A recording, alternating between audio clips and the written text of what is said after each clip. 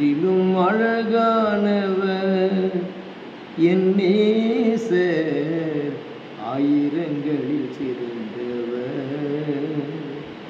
முற்றிலும் அழகானவர் என் நேசர், ஆயிரங்களில் சிறந்தவர். பாடிடுவேன் பாடிடுவேன் பாடிடுவேன் எந்த அண்ணலின் அழகை, பாடிட 10,000 நாவுகள் போதாம் அன்பரின் அன்பினையே. முற்றிலும் அழகானவர், தலை தங்கமயமானது, சுருள் சுருள் முடியானது. தலை தங்கமயமானது, சுருள் சுருள் முடியானது. கார்முகிலை போன்றது, காகம் போல் கருப்பானது. காரிருளை போன்றது, காகம் போல் கருப்பானது. பாடிடுவேன் பாடிடுவேன் பாடிடுவேன் எந்த அண்ணலின் அழகை, பாடிட 10,000 நாவுகள் போதாம் அன்பரின் அன்பினையே. பாடிட 10,000 நாவுகள் போதாம் அன்பரின் அன்பினையே. அன்பானவர்களே, இந்த காலை வேளையில் ஜூன் 1ஆம் தேதி முற்றிலும் அழகானவர் என்று உன்னத பாட்டிலே ஆண்டவர் இயேசு கிறிஸ்துவை குறித்து வாசிக்கிறோம்.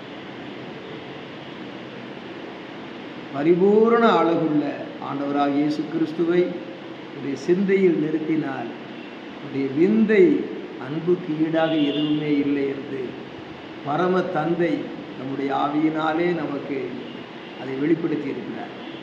இந்த அருமையான மனமகிழ்ச்சியான அந்த காலை வேளையில் தேவனுடைய வாக்குத்தத்தம் செப்பனியாவின் புஸ்தகத்திலிருந்து வருகிறது. செப்பனியா 3ஆம் அதிகாரம் 18, 19 வசனத்திலே நாம் வாசிக்க கேட்கிறோம். இதோ அக்காலத்திலே உன்னை சிறுமைப்படுத்தின யாவரையும் தண்டிப்பேன் என்று 19ஆம் வசனத்திலே சொல்லுகிறது. ஏன் இந்த வசனத்தை முதலாவது வாசிக்கிறோம் என்றால், அக்காலத்திலே, இதோ என்றால் பிகோல், பிடித்துக்கொள். அக்காலத்திலே என்றால் நம்முடைய காலத்தை சுட்டி காட்டுகிறார் ஆவியானவர் இந்த வசனத்தின் மூலமாக. உன்னை சிறுமைப்படுத்தின யாவரையும் என்றால் சகல விதத்திலும் நம்முடைய ஆவிக்குரிய சரீரப்பிரகாரமான பொது வாழ்க்கையிலே நாம் சிறுமைப்படுவதற்கு காரணமாயிருந்த யாவரையும் என்று சொல்லுகிறார். தண்டிப்பே, இது மனிதனுடைய வார்த்தை அல்ல, தேவனுடைய வார்த்தை. நொண்டியானவனை ரட்சித்து தள்ளுண்டவனை சேர்த்து கொள்ளுவேன். நொண்டியானவனை என்றால் நடக்க முடியாதவனை என்று ஒரு மனிதனை நாம் சிந்திக்க நேரிடும். ஆனால் நொண்டியானவன் என்று சொன்னால் ஏற்கனவே நன்றாய் இருந்தவன், பிறராலே அவன் பாதிக்கப்பட்டு நொண்டியானான். ஒழுங்காக நல்ல வழிகளில் நடந்து கொண்டிருந்த மக்களுடைய வாழ்க்கையிலே அவர்கள் நடைப்பயணங்களை பாதித்து அவர்களை ஒடுக்கி கஷ்டப்படுத்தி அவர்களை சரியாக சந்தோஷமாக நடக்க விடாமல் கேடு செய்து சிறுமைப்படுத்தி அவர்களை செம்மையான வழியில் நடக்க விடாத தீமை செய்கிற மக்களின் கூட்டம் என்று அர்த்தம். அந்த மக்களாலே நொண்டியானவன் என்று சொன்னால் ஒரு மனிதனை குறித்து சொல்லியிருந்தாலும் அது தேவனுடைய பிள்ளைகளுடைய ஆதி வாழ்க்கையை தொட்டு வருகிறது. ஆதாமுடைய காலத்தை தொட்டு அது யாக்கோபனுடைய தொடைச்சென்று சுழுக்கப்பட்டு அவன் நடக்க முடியாதவனாகி அதற்கு பிறகு நடக்க வேண்டிய எத்தனையோ மக்களை நடக்க விடாமல் பண்ணின சாத்தானையும் சாத்தானுடைய இயக்கத்துக்குள் காணப்படுகிற எதிரான மக்கள் கூட்டத்தையும் காட்டுகிறார். இந்த இடத்திலே ஆண்டவர் நொண்டியானவனை ரட்சித்து தள்ளுண்டவனை சேர்த்து கொள்ளுவேன். தள்ளுண்டவன் என்றால் நீ எங்களுக்கு வேண்டாம், நாங்கள் வேறு நீ வேறு என்று பிரிக்கக்கூடிய மக்கள் நிலைமை குடும்பத்திலும் வீட்டிலும் நாட்டிலும் அது காணப்படுகிறது. அப்படிப்பட்ட மக்களை குறித்து ஆண்டவர் சொல்லுகிறார், தள்ளுண்டவர்களாக இருக்கிறேன் மக்களே,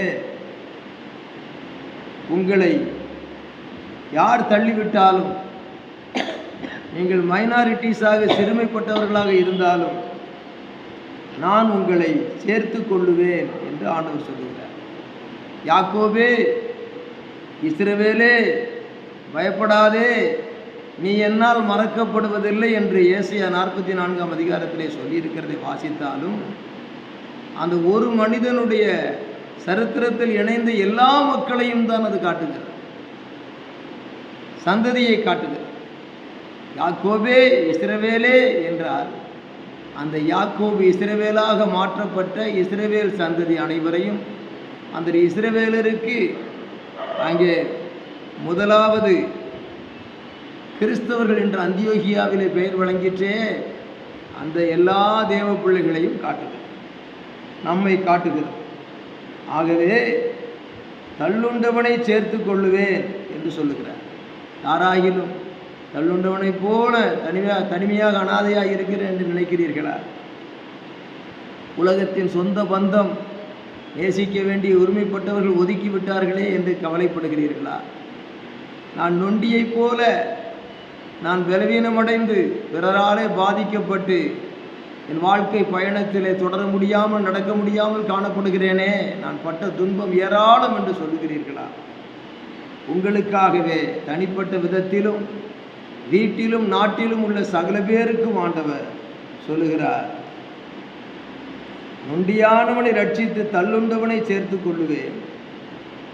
அவர்கள் வெட்கம் அனுபவித்த சகல தேசங்களிலும் அவர்களுக்கு புகழ்ச்சியும் கீர்த்தியும் உண்டாக செய்வேன் என்று சொல்லுகிறார். வெட்கம் அனுபவித்த தேசங்களிலும் தேசங்களிலும் இந்திய தேசத்துக்கு மாத்திரமல்ல, எல்லா தேசங்களிலும் யாரெல்லாம் ரொம்ப வெட்கப்பட்டு போனேனே, என் வீட்டிலே என் சொந்த பந்தங்கள் மத்தியிலே வெட்கப்பட்டு போனேனே, கர்த்தரை நம்பின நான் என்னுடைய நாட்டிலும் தேசத்திலும் வெட்கப்பட்டு போனேனே என்று நினைக்கக்கூடிய பெருந்தலைவர்களாக இருந்தாலும் சிறுபான்மையினரான மக்களாக இருந்தாலும் ஆண்டவர் சொல்கிறார், வெட்கம் அனுபவித்த சிறுமைப்பட்ட ஜனங்கள் சகல தேசங்களிலும் காணப்படுகிற ஜனங்கள் நல்ல ஒரு வாக்கை பெறுகிறார்கள். அதுவே இந்த செப்பனியா 3ஆம் அதிகாரத்தினுடைய 19வது வசனத்தின் கடைசி பகுதி, அவர்களுக்கு புகழ்ச்சியும் கீர்த்தியும் உண்டாக செய்வேன். புகழ்ச்சியும் கீர்த்தியும் உண்டாக செய்வேன். எல்லாரும் சொல்லுங்க, புகழ்ச்சியும் கீர்த்தியும் உண்டாக செய்வேன். இது நாம் செய்கிற வேலையில், நாம் இருக்கிற நிலைமைகளிலே ஆண்டவர் எல்லாவற்றையும் பார்த்து ஒவ்வொரு மனிதனுக்கும் ஒவ்வொரு வீட்டாருக்கும் ஒரு குறிப்பிட்ட இந்திய தேசத்தாருக்கு மாத்திரமல்ல, தமிழ்நாட்டிற்கு மாத்திரமல்ல, எல்லா தேசங்களுக்கும் நாடுகளுக்கும் தேவ பிள்ளைகள் எங்கெங்கெல்லாம் இருக்கிறார்களோ, இன்றைக்கு அநேகர் வெளிநாடுகளில் இருக்கிறாங்க, அவங்களுக்கு இந்த செய்தி கேட்கப்படட்டும். தேசங்களிலும் தேவ பிள்ளைகள், சிறுமைப்பட்டவர்கள், மைனாரிட்டிஸ், சிறுபான்மையாளர்கள் வெட்கம் அனுபவித்த சகல தேசங்களிலும் அவர்களுக்கு புகழ்ச்சியும், நம்பர் 1. இரண்டாவது கீர்த்தியும், சேர்த்து சொன்னால் புகழ்ச்சியும் கீர்த்தியும் உண்டாக செய்வேன். இது ஆண்டவருடைய செயல்பாடு. இன்றைக்கு தன்னைத்தானே புகழ்ச்சியாக்க வேண்டும், தன்னைத்தானே கீர்த்தியாக்கி கொள்ள வேண்டும் என்று அநேகர் இன்றைக்கு தவங்கிடக்கிறார்கள். எப்படியாகிலும் உயர்ந்து விட வேண்டும். ஒரு மனுஷன் ஒரு 6 அடி உயர்ந்திருந்தா கூட அவன் குதிச்சா ஒரு 7 அடி குதிப்பான். ஸ்ப்ரிங் ஷூவை போட்டு குதிச்சா ஒரு 8 அடி குதிப்பான். எப்படி குதிச்சாலும் சுற்றி சுற்றி சுழன்று கீழே தான் வந்து நிற்பான். இதுதான் உலகம் அருமையானவர்களே. இது மனிதன் தன்னைத்தானே கீர்த்தியும் புகழ்ச்சியும் ஆக்கி கொள்ளுகிறது. அவன் துள்ளி விழுந்து போகிற நிலைமையாயிருக்கிறது. ஆனால் அள்ளி அணைக்கும் பரம தகப்பன் கீழிருக்கும் ஒருவனை மேலே கரம் பிடித்து தூக்கி மார்போடு அணைக்கிற செயல்தான் நான் உங்களை கீர்த்தியும் புகழ்ச்சியுமாக வைப்பேன் என்று சொல்லுகிற ஆண்டவருடைய வாக்கு. அதுபோல இங்கே தெளிவாய் வாசிக்கிறோம், புகழ்ச்சியும் கீர்த்தியும் உண்டாக செய்வேன். இந்த ஜூன் மாதத்திலே ஆண்டவர் நமக்கு கொடுக்கிற வாக்கு தத்தம் புகழ்ச்சியும் கீர்த்தியும் உண்டாக செய்வேன். போதுமா? எவ்வளோ சந்தோஷம்! எத்தனை பேருக்கு சந்தோஷம்? கர்த்தரை ஸ்தோத்திரம் பண்ணுங்க. வாக்கு தத்தங்கள் எல்லாம் பெறும் பொழுது வாயினாலும் ஸ்தோத்தரிக்க வேண்டும். இதுக்கு மேலே என்ன வாக்கு தத்தம் வேண்டியது இருக்குது? இது மனுஷன் சொல்லுகிற வார்த்தை அல்ல. செப்பனியா என்ற தேவ மனிதன் மூலமாக வேதத்திலே அந்த 3ஆம் அதிகாரம் 19 வசனத்திலே இறுதி பகுதியிலே நான் உங்களுக்கு கீர்த்தியும் புகழ்ச்சியும் உண்டாக செய்வேன் என்று தேவ ஜனங்களை பார்த்து அவர் சொல்லுகிறார். நான் உங்களை கீர்த்தியும் புகழ்ச்சியுமாக வைப்பேன் என்று வேதத்திலே வாசிக்கிறோம். அப்படியானால் இந்த ஒரு வாக்கு தத்தத்தை கேட்கும் பொழுது எல்லாரும் நன்றியோடு கர்த்தரை ஸ்தோத்திரிக்கிறோம். இந்த வாக்கு தத்தத்தை சுதந்திரிப்பதற்கு நாம் தகுதிப்பட வேண்டும். கர்த்தருக்கு ஸ்தோத்திரம். ஒரு கவியை 4 வரி பாடும். வாக்கு தத்தத்தை கேட்கும்போது இந்த வாக்கு தத்தங்கள் எல்லாம் கிறிஸ்து இயேசுவுக்குள் ஆம் என்றும் ஆமேன் என்றும் அது நமக்கு இருக்கிறது. இது பலிக்கு தேவனுடைய வாக்கு தத்தங்கள் எல்லாம் கிறிஸ்து இயேசுவுக்குள் ஆம் என்றும் ஆமேன் என்றும் இருக்கிறது. பவுல் சொல்லும்போது கொரிந்தியரிலே சொல்லுகிறார், எங்களால் தேவனுக்கு மகிமை உண்டாகும்படி என்று சொல்லுகிறார். அந்த வாக்கு தத்தங்கள் ஏன் எஸ் அண்ட் ஆமேன் என்று இருக்கிறது என்றால், நம்மை கொண்டு தேவனுக்கு மகிமை உண்டாக வேண்டும். இந்த மாதம் தேவ பிள்ளைகள் மூலமாக சிறுபான்மையாளராகிய கர்த்தருடைய பிள்ளைகள் வாழ்க்கையிலே கர்த்தர் நமக்காக இந்த வாக்கு தத்தத்தின்படி கீர்த்தியும் புகழ்ச்சியும் உண்டாக செய்வேன் என்றால் அது அவர் செய்கிற வேலை. கர்த்தர் அப்படி செய்வார் என்று நாம் விசுவாசிக்க வேண்டும். அவர் நமக்குள்ளே நிறைந்திருக்கிறார்.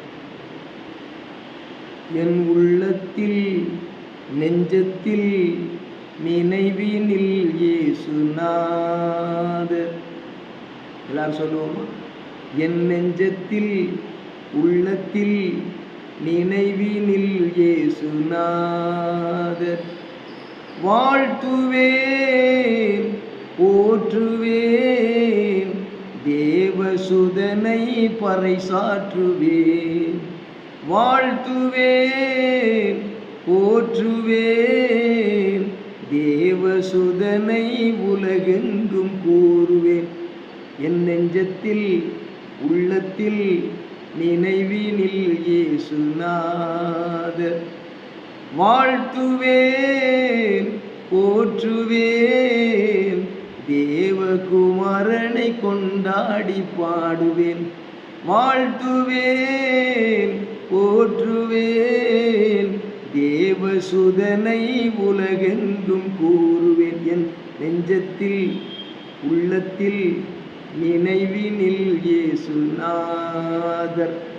இதுதான் நம்முடைய ஆவியிலும் ஆத்துமாவிலும் சரீரத்திலும் பலன் செய்யக்கூடிய பரம ரகசியம்.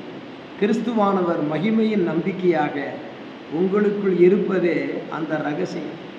கர்த்தராகிய இயேசு கிறிஸ்து உன் ஆவியுடனே கூட இருப்பாராக என்று நிருபத்திலே பரிசுத்தவான் எழுதி முடிக்கிறார். ஆகவே அருமையான கர்த்தருடைய பிள்ளைகளே,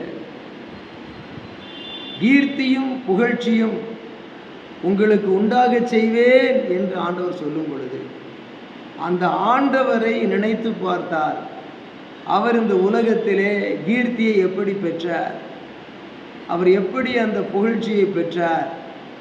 அவர் மனு அவதாரம் எடுத்து வந்து நம்முடைய பாவங்களையெல்லாம் மன்னித்து நம்மை ரட்சித்து பரலோக வாழ்விலே கொண்டு கீர்த்தியும் புகழ்ச்சியுமாக வானத்திற்கு மேலே வைக்கிறவராயிருக்கிறார், வைப்பார். ஆனால் பரலோகத்தில் செய்யப்படுகிறது போல பூலோகத்திலும் செய்யப்படுவதாக என்று இந்த பூலோக வாழ்க்கையிலேயும் கீர்த்தியும் புகழ்ச்சியுமாக வைப்பார். கீர்த்தியும் புகழ்ச்சியுமாக வைப்பேன் என்றும் கீர்த்தியும் புகழ்ச்சியும் உண்டாக செய்வேன், கீர்த்தியும் புகழ்ச்சியும் உண்டாக செய்வேன். I will make, the Lord is our maker. Jehovah Ozino, the Lord is our maker. அவர் அப்படி செய்கிற வேலையை அவர் செய்வார். அவர் செய்யும் பொழுது வேத வசனத்தை தியானிக்க சிந்திக்கிற வேளையில் நான் செய்கிறதை தடுப்பவன் யார் என்று சொல்லுகிறார்.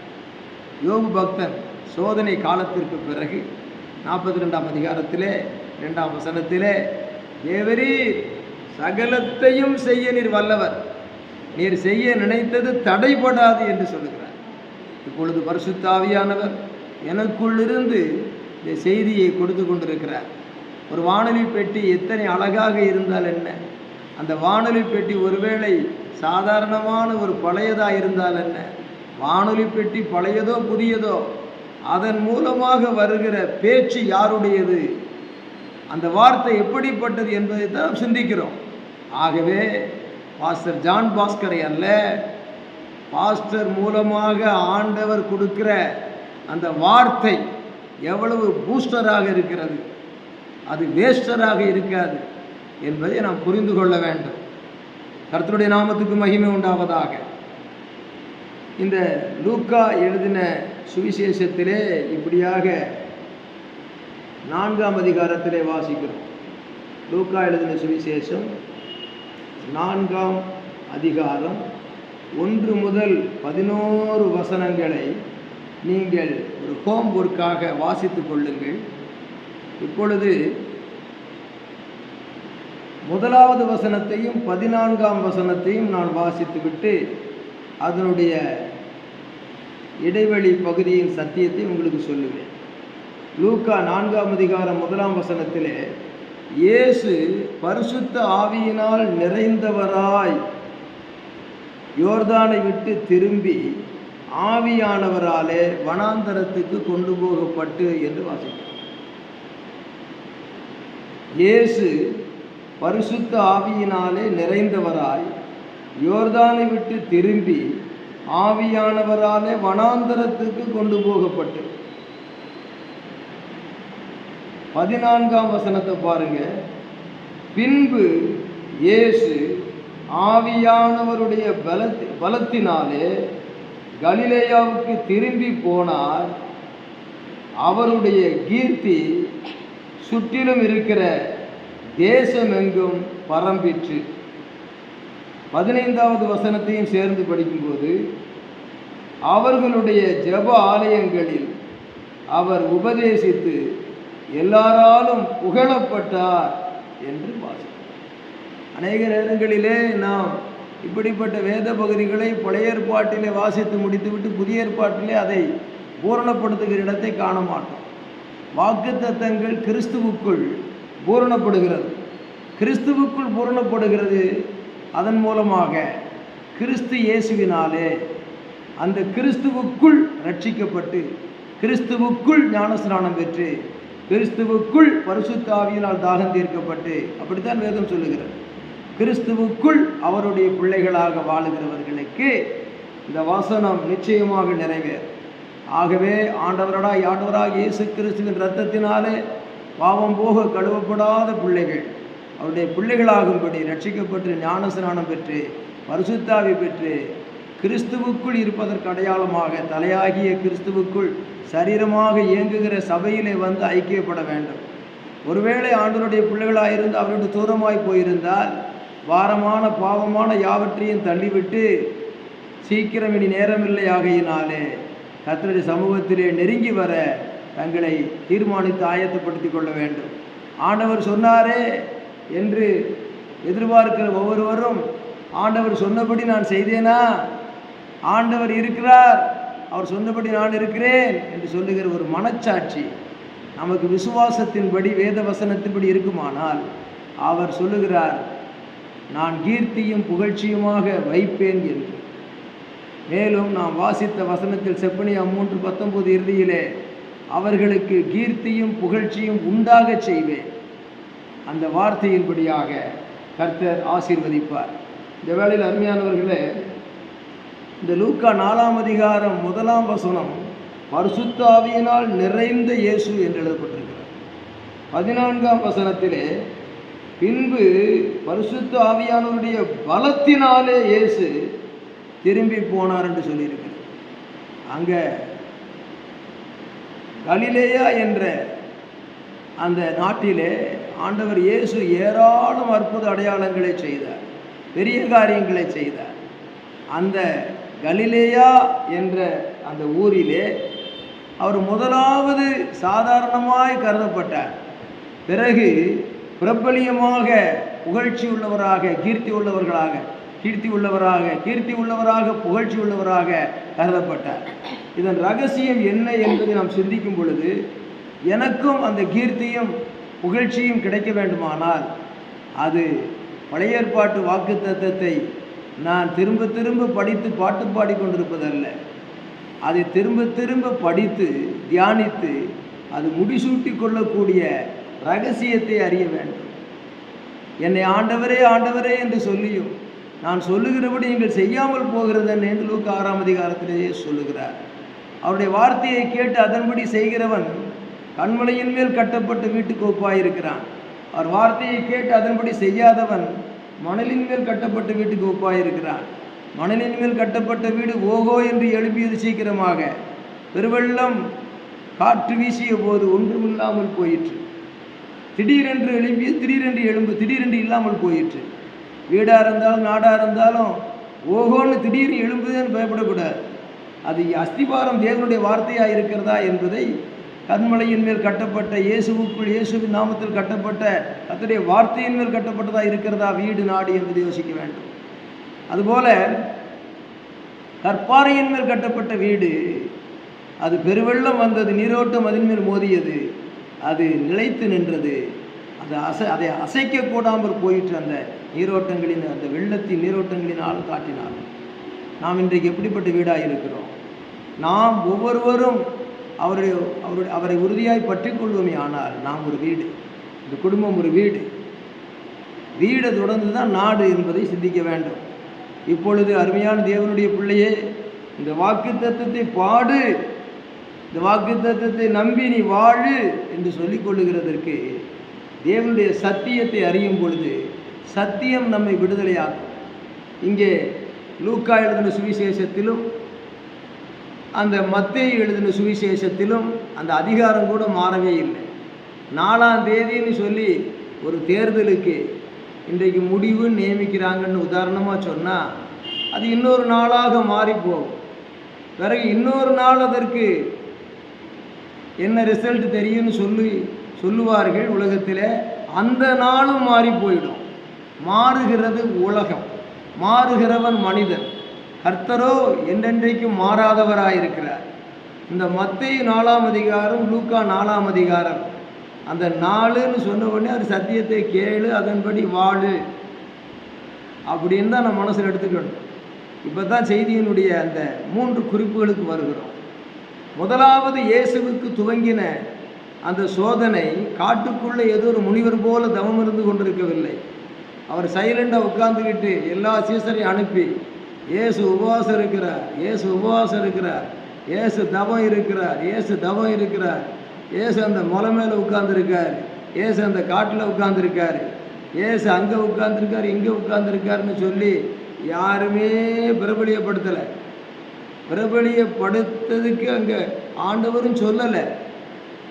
அவர் அங்கே எப்படிப்பட்ட ஒரு தவநிலையில் இருந்தார் என்றால், ஜீவியத்திலே ஒரு நோக்கத்தோடு இருந்தார்.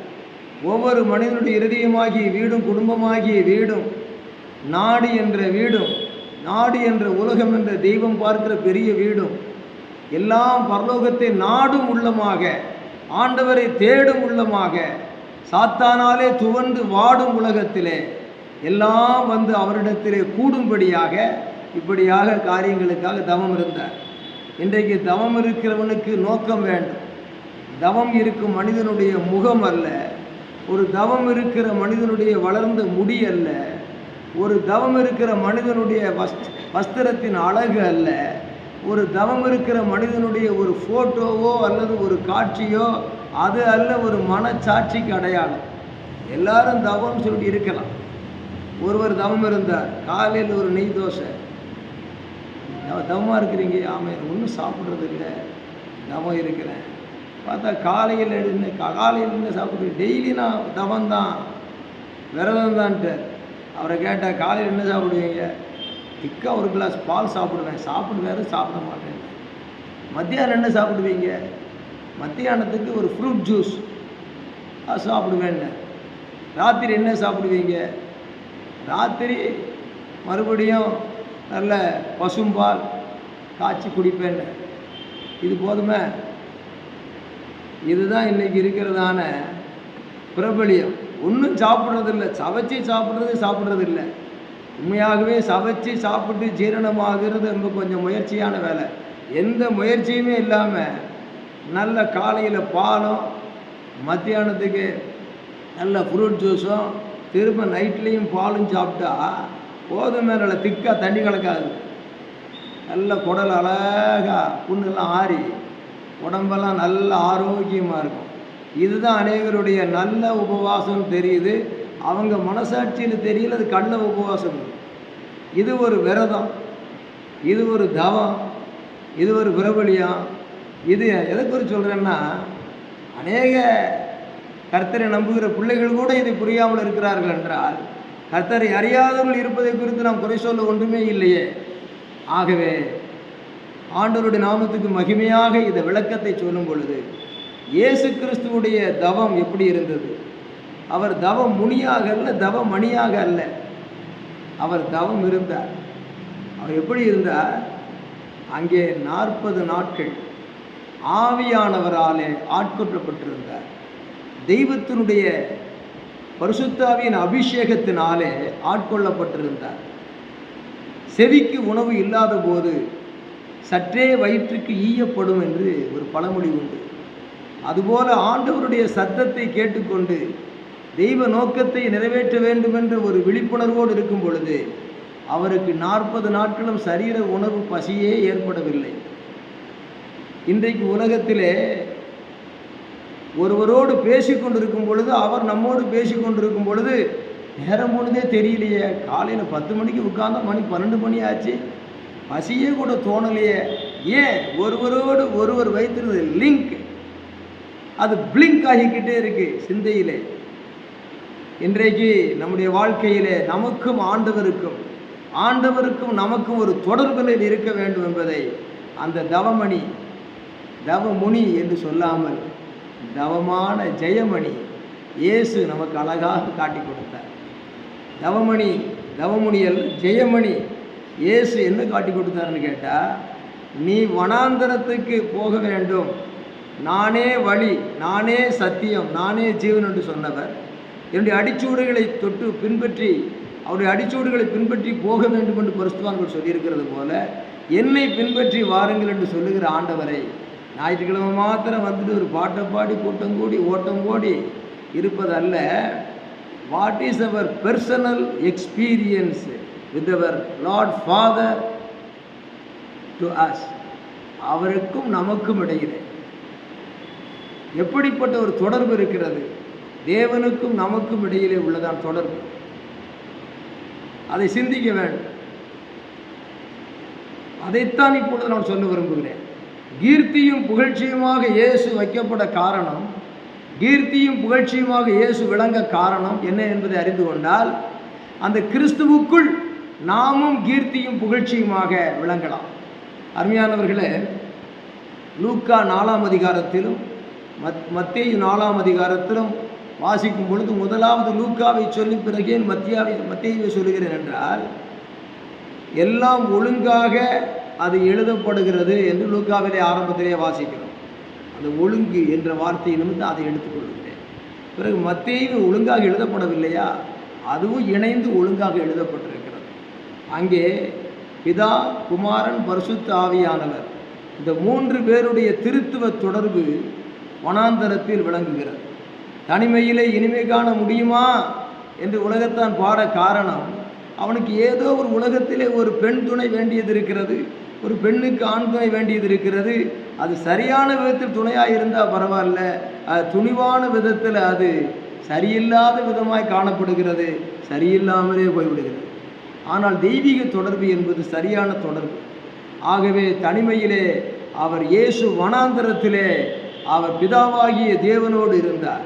இயேசு தன் வாய்மொழியால் சொல்லும் பொழுது, என் பிதா என்னை தனியே இருக்க விடவில்லை, நான் தனித்திருக்கவில்லை, என் பிதாவுக்கு பிரியமானவைகளை நான் செய்கிறபடியினாலே அவர் என்னை தனியே இருக்க விடவில்லை.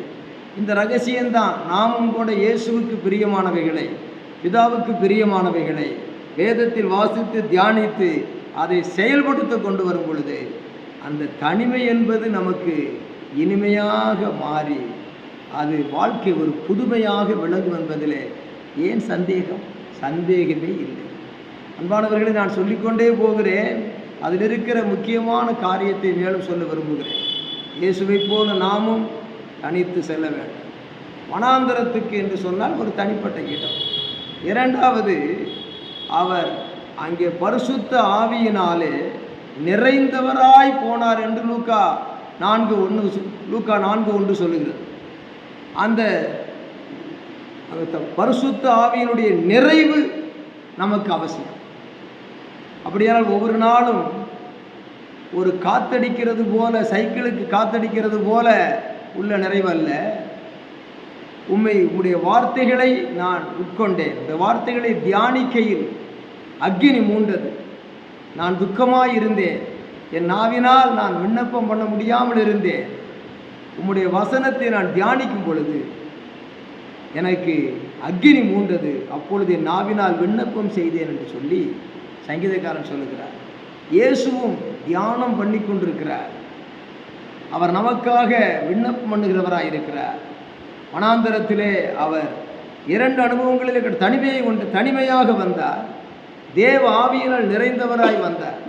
இன்னும் ஒரு காரியம், அவர் உபவாசத்தோடு இருந்தார்.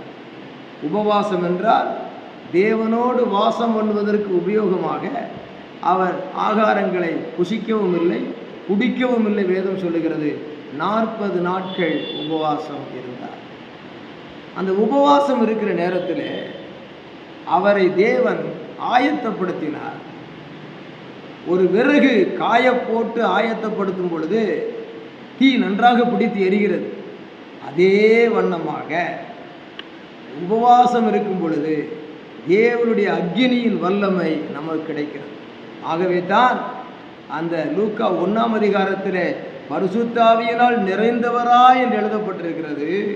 14ஆம் வசனத்தை படிக்கும் பொழுது பின்பு அவர் ஆவியானவருடைய பலத்தினாலே என்று எழுதப்பட்டிருக்கிறது. Fullness of the holy spirit. முதலாவது லூக்கா 4:1, லூக்கா 4:14 power of the holy spirit. முதலாவது fullness of the holy spirit, இரண்டாவது power of the holy spirit. 1ஆம் வசனத்தில் இருக்கிற ஃபுல்னஸ் ஆஃப் தி ஹோலி ஸ்பிரிட்டோடு அவர் உபவாசம் இருந்தார், அந்த ஆவியின் நிறைவினாலே தனித்திருந்தார் தேவ சமூகத்திலே. அது மாத்திரமல்ல, வேத வார்த்தையால் நிறைந்திருந்தார். அவர் கையில் வேதத்தை எடுத்துக்கிட்டு வாரேன், நெல்லி சாத்தானேன்னு சொன்னால் அது சரியாக இருக்குமா? அந்த காலத்தில் பெரிய தோல் சுருள்கள் இருந்தது. இயேசு என்ன செய்தார்? இப்படி எழுதியிருக்கிறதே, இப்படி எழுதியிருக்கிறதே, இப்படி எழுதியிருக்கிறது என்று சாத்தானிடத்தில் 3 விஷயம் வசனத்தை வார்த்தையை கொண்டே ஜெயித்தார். முதலாவது சோதனை வந்தாலும் மனுஷன் அப்பத்தினால் மாத்திரமல்ல, தேவனுடைய வாயிலிருந்து புறப்படுகிற ஒவ்வொரு வார்த்தையினாலும் பிழைப்பான் என்று உபவாசத்தை விட்டு கொடுக்காமல், சாத்தான் சொன்னது போல கல்லுகளை அப்பமாக்கி சாப்பிடாமல் ஜெயித்தார். அது என்ன? மாம்சத்துக்கு வந்த சோதனை. இரண்டாவது என்ன? தேவாலயத்தினுடைய உப்பருகையிலே கொண்டு போய் அங்கே நின்று நிறுத்தி கீழே குதியும் தேவதூதர்களும் ஏந்தி கொண்டு போவார்கள். 91ஆம் சங்கீதத்தில் சொல்லியிருக்கிற வசனத்தை கொண்டு வந்து போடுறான். முதல்ல சொந்த கருத்தை சொன்னான், கல்லுகளை அப்பமாக்கி சாப்பிடுங்க. வசனத்தை சொல்கிறாரு, மனுஷன் அப்பத்தினால் மாத்திரம் அல்லன்னு சொல்லி வசனத்தையே கொண்டு வரான். பிசாசுன்னு வேதம் பேசுவான். அதனால் ஜாக்கிரதையாக இருக்கணும். பிரசங்கமெல்லாம் தேவ பிரசங்கம் நினச்சிடக்கூடாது. தேவ பிரசங்கத்தில் தேவ பிரசன்னம் இருக்கிறதா, தேவனுடைய வார்த்தையினுடைய அங்கே பிரயோஜனம் விளக்கம் இருக்கிறதா சிந்திக்கணும்.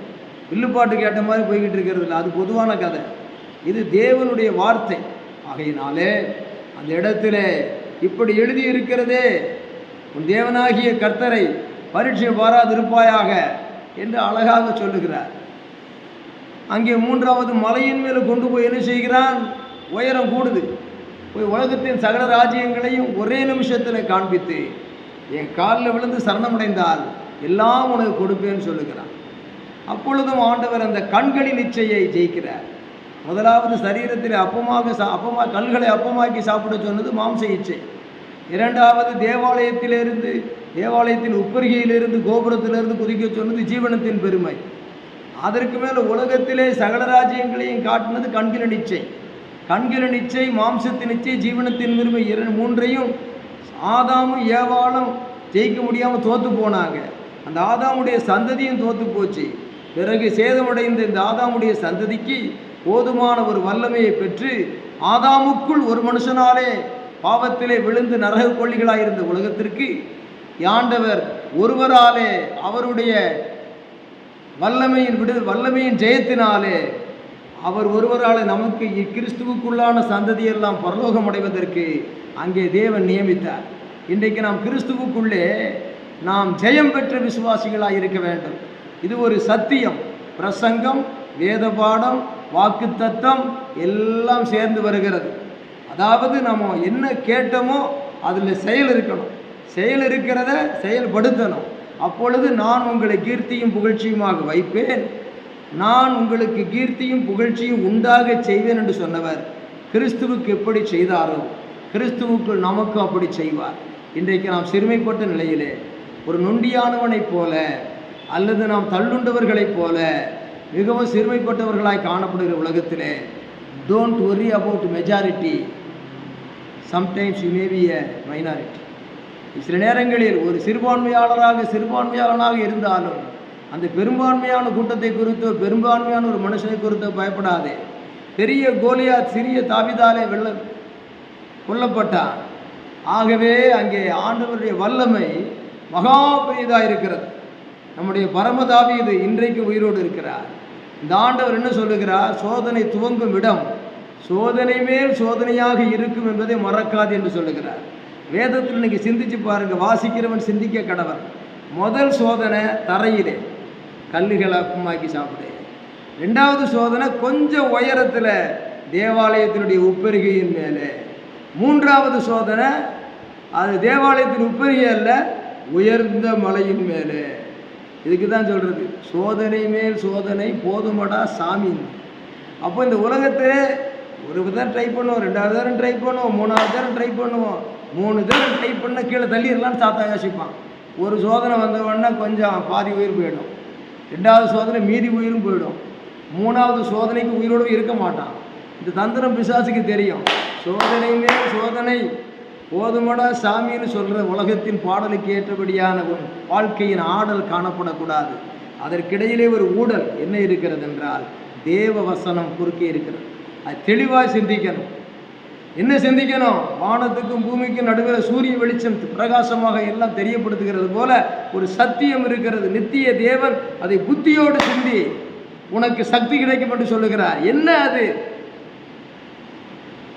சோதனை மேல் சோதனை வந்தாலும் இந்த வேத வசனத்தினுடைய விளக்கம் போதனை மேல் போதனையாக இருக்கிறபடியினாலே நீ சாதனை செய்து இயேசு நாதனை மகிமைப்படுத்த தீர்மானித்து விட்டால், என்ன வந்தாலும் நம்புவேன் எனது இயேசுவை, யார் கைவிட்டாலும் பின் செல்வேன் நேச மீட்பி எனது இயேசுவை, என்ன வந்தாலும் நம்புவேன் என் நேச மீட்பரை, யார் கைவிட்டாலும் பின் செல்வேன் எனது இயேசுவை என்று முழுமையாக தீர்மானித்து விட்டால் அந்த சாத்தான் வெட்கப்பட்டு போவான். இயேசு உனக்கு முதன்மையானவர், பிசாசு அவன் தீமை செய்கிற இரண்டாவதானவர்.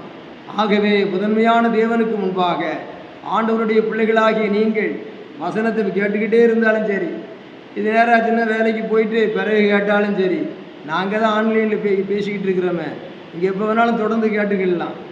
ஆவியானவரிடத்தில் வரும் பொழுது இந்த காலத்தில் நம்ம பேசிக்கொண்டிருக்கிறது கேட்டுக்கிட்டே இருக்கலாம். மொபைலில் பிறகு என்ன செய்யலாம், கேட்டுக்கிட்டே இருக்கலாம். வாக்குத்தத்தம் சொல்லிட்டேனே, நான் உங்களை கீர்த்தியும் புகழ்ச்சியுமாக வைப்பேன், நான் உங்களுக்கு கீர்த்தியும் புகழ்ச்சியும் உண்டாக செய்வேன்னு சொல்லிட்டார். அப்போ தரையில் சோதனை ஒரு கீழே, பிறகு தேவாலய உப்பரியில், ரெண்டாவது மேலே, மூணாவது உயர்ந்த மலையில், ரொம்ப உச்சியில். இதுதான் காலையில் துவங்குகிற சூரிய உதயம். அந்த ஒளி சூரிய வெளிச்சம் கொஞ்சம் உஷ்ணமாக இருக்குது. 12 மணிக்கு 11 மணிக்கு இன்னும் கொஞ்சம் உஷ்ணமாக இருக்குது. 12 மணிக்கு உச்சி வெயிலாக இருக்குது. என்னதான் வெயில் ஆனாலும் அது அஸ்தமித்த பிறகு நிழல் வந்து விடுகிறது. அதுபோல தேவனுடைய வாக்குத்தத்தங்களை பெறும்படி உங்களுக்கு பொறுமை அவசியமாக இருக்கிறது. ஆகவே வாழ்ந்தாலும் உம்மோடு தான், நான் மரித்தாலும் உம்மோடு தான் என்று ஒப்பு கொடுத்த பிறகு எந்த காரணத்து கொண்டும் கண்களின் இச்சைக்கு இடம் கொடுக்காமல், மாம்சத்தின் இச்சைக்கு இடம் கொடுக்காமல், ஜீவனத்தின் பெருமைக்கு இடம் கொடுக்காமல், தூய்மையான அன்போடு மகிழ்ச்சியோடும் வாழ்ந்து சாத்தானை பார்த்து சீப்போ என்று சொல்லிவிட்டு தேவனுக்கு மகிமை செலுத்துகிற உறுதியான வாழ்க்கை இருக்குமானால், உம்மை உறுதியாய் பற்றி கொண்ட மனதை உடையவன், உண்மையே நம்பியிருக்கிறபடியால் நீர் அவனை பூரண சமாதானத்துடன் காத்துக்கொள்வீர் என்ற வாக்குத்தத்தம் நிறைவேறும். இப்பொழுது இந்த 3 சோதனைகளை கடந்து விட்டு அங்கே சாத்தான் 3 சோதனை நடந்த பிறகு சில காலம் பிசாசு விலகி போனான். ஆவியிலே நிறைந்த இயேசு, fullness of the holy spirit. இரண்டாவது, பின்பு ஆவியானவருடைய பலத்தினாலே, power of the holy spirit. இரண்டும் கடைசியில், முதலும் கடைசியுமாக இருக்கும் பொழுது இடையிலே இந்த அனுபவம் நமக்கு முக்கியமானது. இயேசு அவர் தேவகுமாரன், அவர் ஜெயிப்பார்.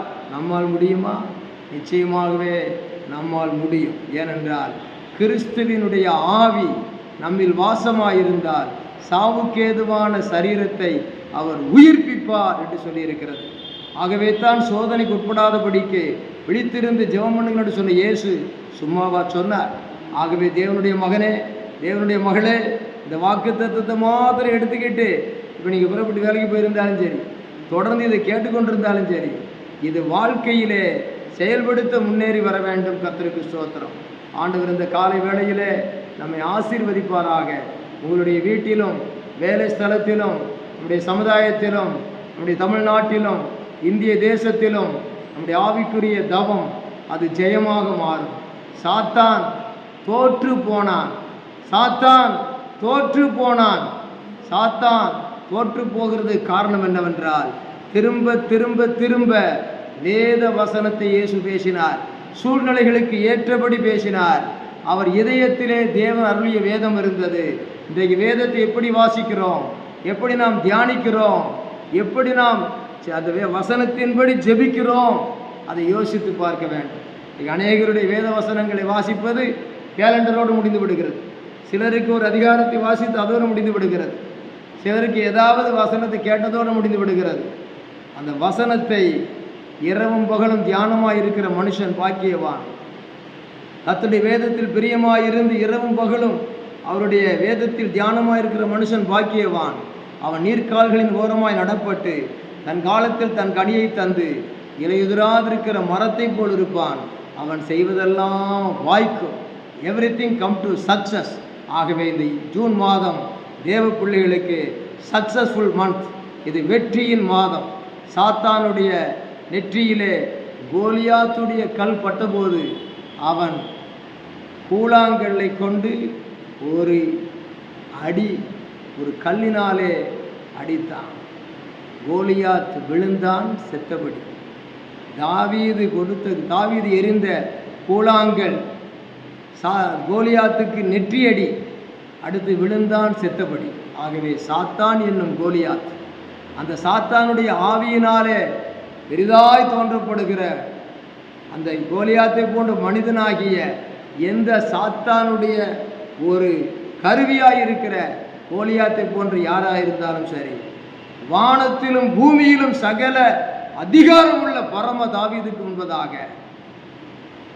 சாத்தான் என்னும் கோலியாத் வீழ்ந்து போவான். ஆகவே குதிரை யுத்த நாளுக்கு என்று ஆயத்தமாக்கப்பட்டாலும் ஜெயமோ கர்த்தரால் வரும் என்ற வாக்குப்படி பிள்ளைகளுக்கு படிப்பிலே ஜெயம் கொடுத்தவர், உங்களுடைய பிள்ளைகளுடைய வாழ்க்கையிலே தோற்றுப்போன பிள்ளைகள் வாழ்க்கையிலே திருமண வாழ்விலே மறுபடியும் ஒரு புது ஜெயம் கொடுத்தவர் இந்த சபையில் அநேகர் நடந்து கொண்டிருக்கிறது. அதுபோல சகலவிதமான வாழ்க்கையின் பாதையிலும் தோல்வியை வெற்றியாக்கி கொள்ளும் பொழுது நம்முடைய வாழ்க்கையிலே அவருடைய வாக்குத்தத்தம் நமக்கு முடிசூடும். இந்த வாக்குத்தத்தம் நம்மேல் முடிசூட்டும். அவருடைய வாக்குத்தத்தம் நம்மை முடிசூடும். அதுதான், நான் உங்களை கீர்த்தியும் புகழ்ச்சியுமாக வைப்பேன். அந்த வசனம், அந்த வாக்குத்தத்தம் தான் நன்றாக சொல்லப்பட்டிருக்கிறது. நான் உங்களுக்கு கீர்த்தியும் புகழ்ச்சியும் உண்டாக செய்வேன். நாம் ஜெபம் செய்வோம். இந்த வேளையிலே பாஸ்டர் ஜெபிப்பார்கள். கோடி ஸ்தோத்திரம் வாழ்வழிக்கும் இயேசு ராஜாவுக்கு வாழ்நாள் எல்லாம் ஸ்தோத்திரம். அன்பின் பரலோக பிதாவே, இந்த வேலைக்காக ஸ்தோத்திரம். ஜூன் மாதம் 1ஆம் நாளுக்காக நன்றி. இந்த மாதம் முழுவதும் எங்களை அருமையாய் இந்த வேத வசனத்தில் நடத்த போகிற கிருபைகளுக்காக ஸ்தோத்திரம். ஆவிலே நாங்கள் நிறைந்து ஆவிலே பலன் கொண்டு இந்த மாதம் முழுவதும் கர்த்தருக்காய் நிற்க விசேஷித்த பலனை தரும்படியாய் ஸ்தோத்திரிக்கிறேன்.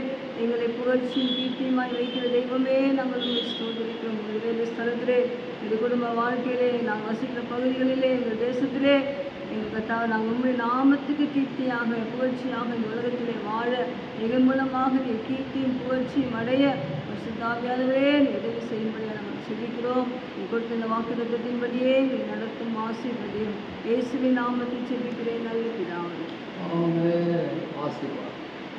நம்முடைய கர்த்தராய் இருக்கிற இயேசு கிறிஸ்துவின் கிருபை, பிதாவாகிய தேவனுடைய அன்பு, பரிசுத்த ஆவியானவருடைய அந்யோன்ய ஐக்கியம் நம்முடைய தனிப்பட்ட வாழ்விலும் குடும்பத்திலும் இந்திய தேசத்திலும் பரம தந்தையின் மூலமாக விந்தையான வெற்றியை வாரி வழங்குவதாக.